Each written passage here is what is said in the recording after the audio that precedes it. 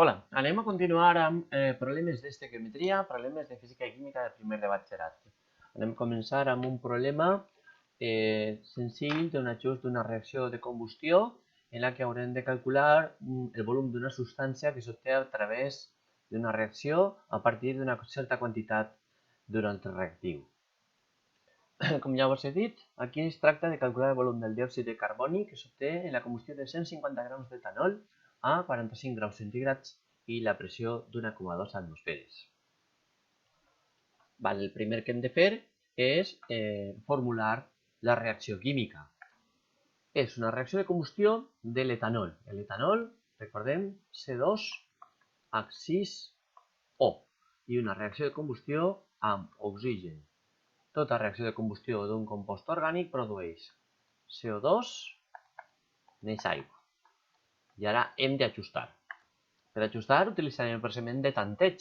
Començarem pel carboni. Tenim dos carbonis aquí, per tant col·locarem dos davant de l'altre carboni.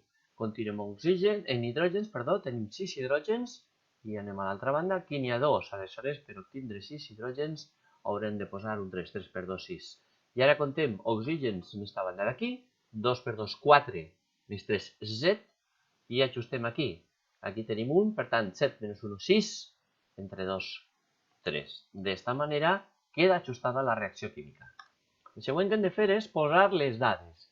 Les primeres dades que col·loquem sempre en una reacció són els de pesos moleculars de les substàncies que calen. En aquest cas cal el pes molecular de l'etanol, que és de 45 grams per mol. Què més cal? Les dades inicials. Les dades inicials són 150 grams d'etanol. I quin és el resultat que hem d'obtindre? El que hem d'obtindre és quin és el volum del diòxid de carboni mesurat a 45 graus centígrads i 1,2 atmosferes. Primer que res, passar tot allò que faci falta al sistema internacional. En química treballem en grams, 150 grams. I treballem en kelvins. Per tant, 45 graus centígrads més 273 kelvin són 318 kelvin. I la pressió en atmosferes. Ja tenim les unitats. Quina és l'estratègia que hem de seguir? Doncs haurem de partir dels grams d'etanol, de grams a mols, de mols a mols i de mols a volum. És a dir, de grams d'etanol haurem de convertir a mols d'etanol.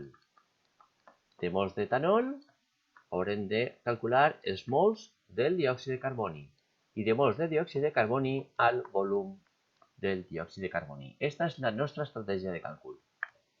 Per calcular de grams a mols cal el pes molecular, que el tenim aquí dalt, 45 grams per mol. Per calcular de mols a mols, la relació de coeficients estequiomètrics. Un mol d'etanol produirà 2 mols de diòxid de carboni. I per últim, per calcular de mols de diòxid de carboni a volum de diòxid de carboni, cal l'equació dels gasos ideals. P per B igual a NRT.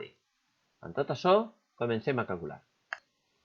Per tant, partim dels 150 grams d'etanol. 150 grams d'etanol. I ara el convertim a mols. Per això utilitzem el pes molecular. 45 grams d'etanol, un mol d'etanol. Ja tenim els mols d'etanol. Ara, de mols d'etanol hem de convertir a mols de diòxid de carboni. Aquí tenim un mol d'etanol equival a 2 mols del diòxid de carboni. En això ja tenim els mols de diòxid de carboni.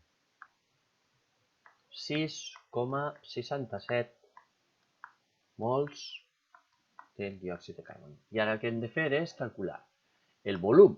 El volum se calcularà com NRT partit per P.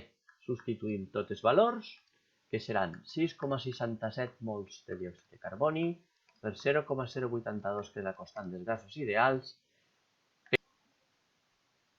318 graus Kelvin partit 1,2 atmosferes.